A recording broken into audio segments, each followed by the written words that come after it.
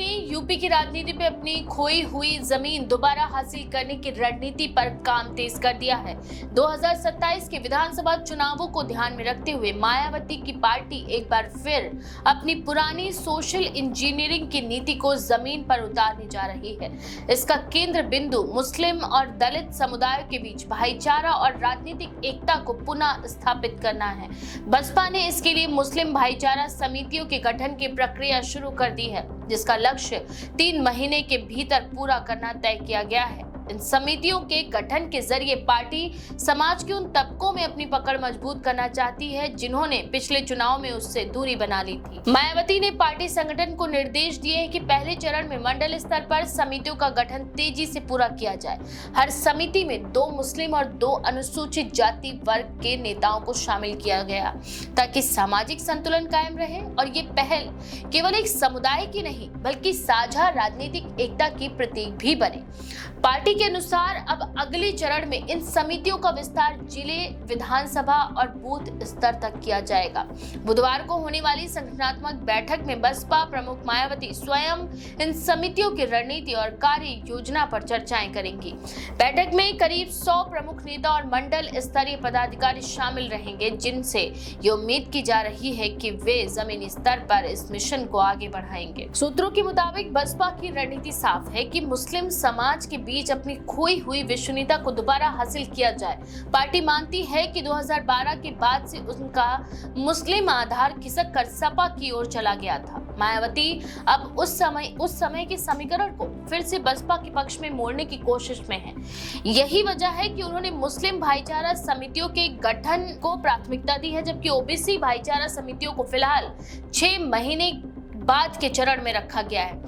संगठन के भीतर ये माना जा रहा है कि पहले मुस्लिम वर्ग के साथ जुड़ाव बढ़ाना जरूरी है, क्योंकि ये वो समुदाय है जो चुनावी रूप से निर्णायक भूमिका निभाता है, खासकर पश्चिमी उत्तर प्रदेश और पूर्वांचल के जिलों में। बसपा के रणनीतिकारों का मानना है कि मुस्लिम भाईचारा समितियों के माध्यम से पार्टी कार्यकर्ता सीधे समुदाय के मुद्दे, मस्जिद समितियों, मदरसों और व्यापारी संगठनों से संपर्क करेंगे।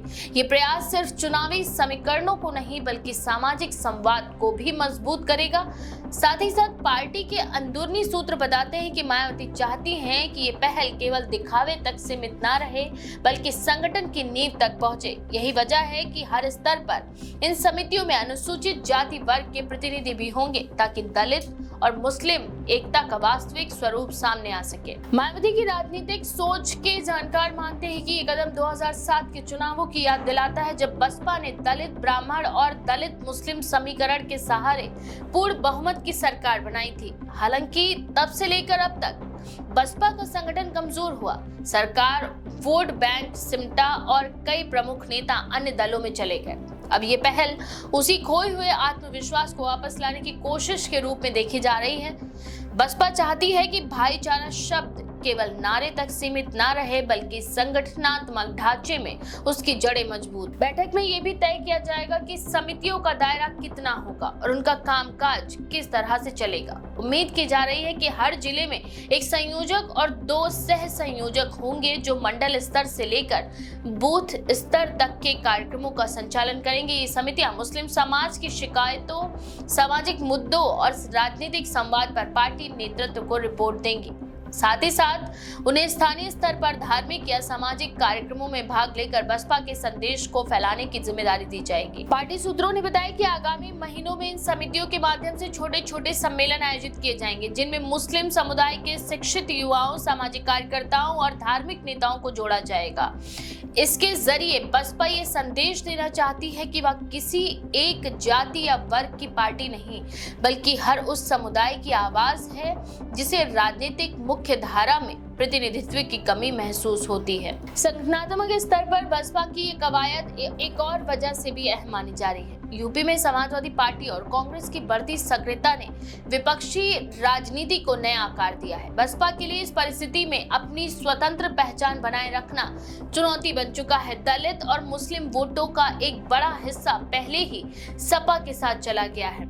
ऐसे में मायावती का ये प्रयास एक प्रकार से रिक्लेमेशन ड्राइव है, जो अपने पुराने सामाजिक गठजोड़ को पुनर्जीवित करने की दिशा में है। वहीं राजनीतिक विश्लेषकों का कहना है कि बसपा अगर इन समितियों के जरिए मुस्लिम समुदाय में भरोसा पैदा करने में सफल होती है तो इसका असर सीधे सपा के वोट बैंक पर पड़ेगा। पश्चिमी उत्तर प्रदेश के जिलों जैसे सहारनपुर, मुजफ्फरनगर, मेरठ, बरेली और मुरादाबाद में मुस्लिम आबादी बड़ी संख्या में है। वहीं पूर्वी यूपी के आजमगढ़, गाजीपुर और वाराणसी बेल्ट में भी ये पहल पार्टी को लाभ पहुंचा सकती है। पार्टी के एक वरिष्ठ नेता के मुताबिक मायावती खुद इस अभियान की निगरानी करेंगी और हर 3 महीने में प्रगति रिपोर्ट लेंगी। वो चाहती है कि भाईचारा समितियों के माध्यम से पार्टी के बूथ स्तर के कार्यकर्ता मुस्लिम घरों तक पहुंचे और सामाजिक मुद्दों पर चर्चाएं करें। बसपा के नजरिए से ये सिर्फ चुनावी रणनीति नहीं बल्कि सामाजिक पुनर्गठन की प्रक्रिया भी है। पार्टी की अगली बैठक 1 नवंबर को होगी, जिसमें ओबीसी भाईचारा समितियों के गठन और उसके कार्यक्षेत्र पर चर्चाएं की जाएंगी। साथ ही साथ बसपा नेतृत्व का मानना है कि अगर मुस्लिम और ओबीसी दोनों ही समुदायों के साथ साथ दलित मतदाता फिर एकजुट हुए तो 2027 का मुकाबला पूरी तरह से त्रिकोणीय बन सकता है। राजनीतिक पृष्ठभूमि में देखा जाए तो मायावती का ये कदम उस दौर का पुनरुत्थान है जब बसपा को सामाजिक न्याय और दलित अस्मिता की राजनीति के साथ साथ सर्व समाज की राजनीति का प्रतीक माना जाता था। अब सवाल ये है कि क्या 2027 में मायावती उसी फॉर्मूले को दोहरा पाएंगी जिसने कभी उन्हें सत्ता के शिखर पर पहुंचाया था, या फिर ये पहल केवल संगठनात्मक प्रयोग बनकर रह जाएगी। फिलहाल इतना तय है कि मायावती की नजरें 2027 पर है और वो नहीं चाहती कि बसपा केवल एक दर्शक की भूमिका में सिमट जाए। मुस्लिम भाईचारा समितियों के गठन के साथ उन्होंने ये संकेत दे दिया है कि पार्टी मैदान छोड़ने को तैयार नहीं है बल्कि पुराने सामाजिक गठबंधन को नई सियासी ऊर्जा देने की दिशा में बढ़ चुकी है। इस बारे में आपका क्या विचार है? अपनी राय कमेंट सेक्शन में जरूर लिखें। ऐसी और भी खबरों के लिए देखते रहें द पेज 19।